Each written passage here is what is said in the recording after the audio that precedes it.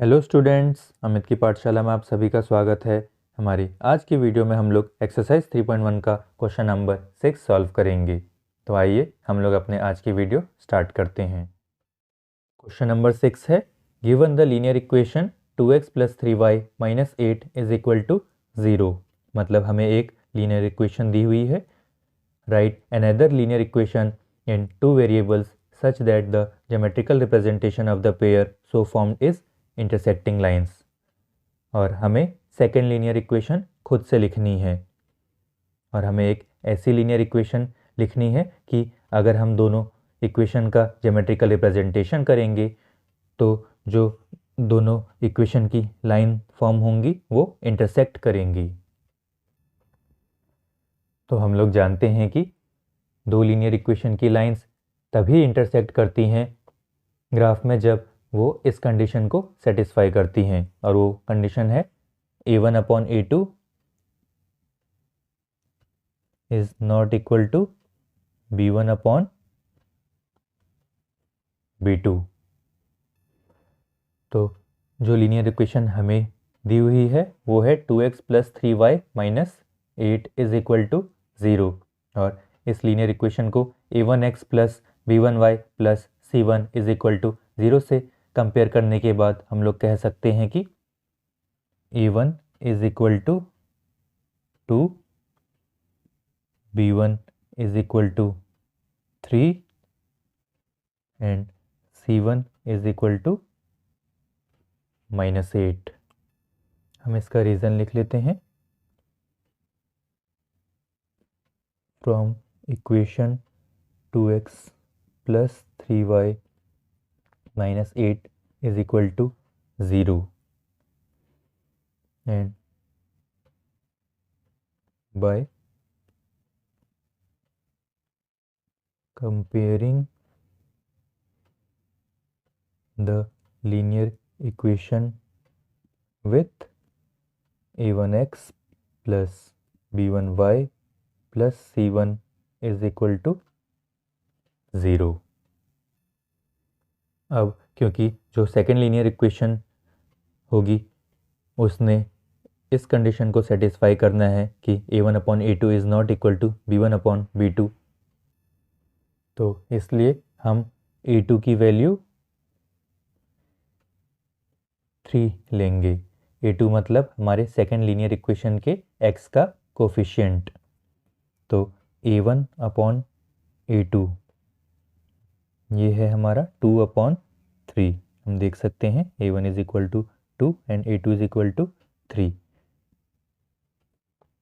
तो अब b2 की वैल्यू हमने लेनी है और b2 की वैल्यू हो जाएगी 2, और b2 मतलब हमारे सेकेंड लीनियर इक्वेशन के y का कोफिशिएंट।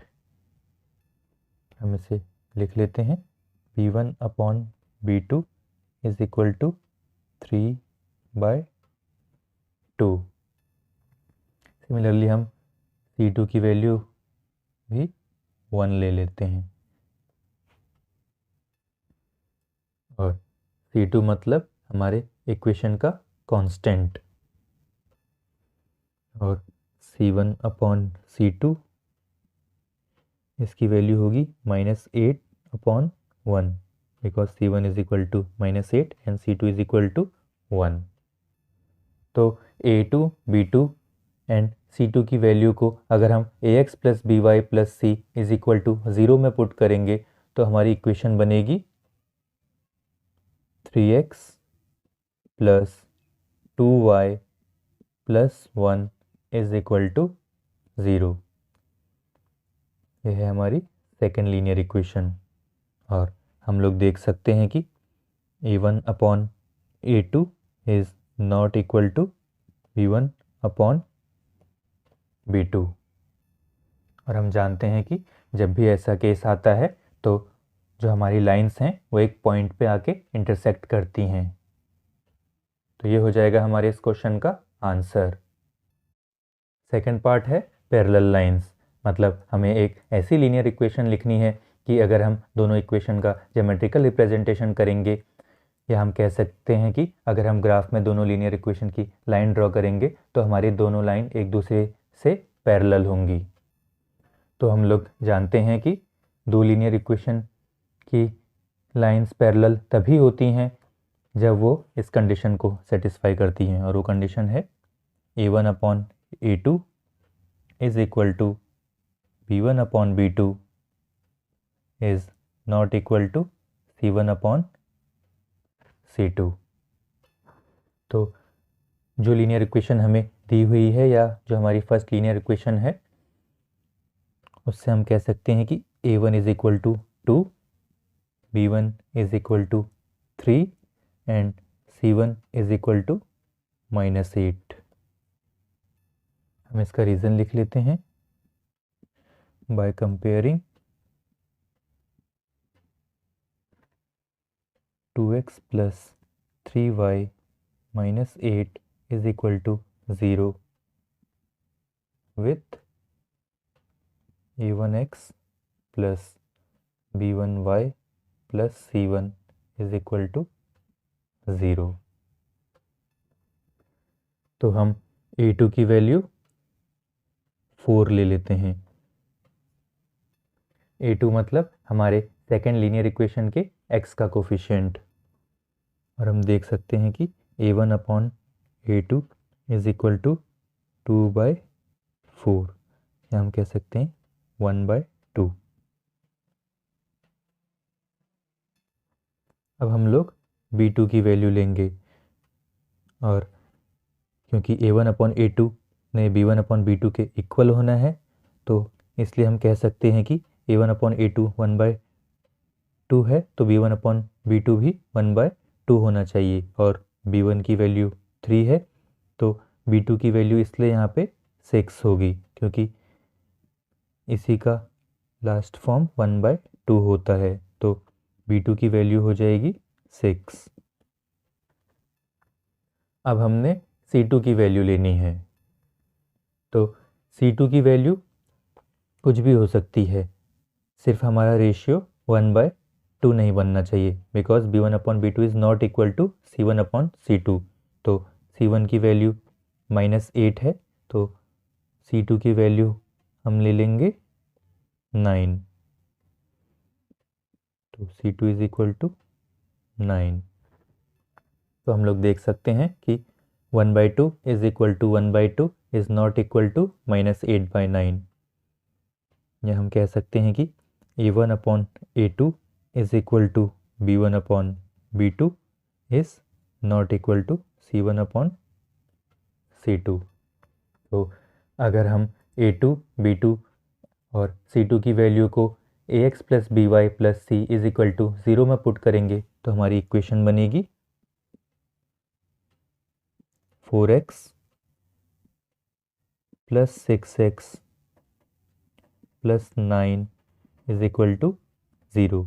ये हो जाएगी हमारी सेकेंड लीनियर इक्वेशन।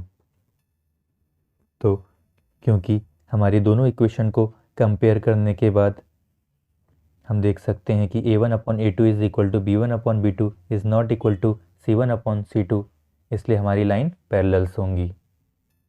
तो ये हो जाएगा हमारे इस क्वेश्चन का आंसर।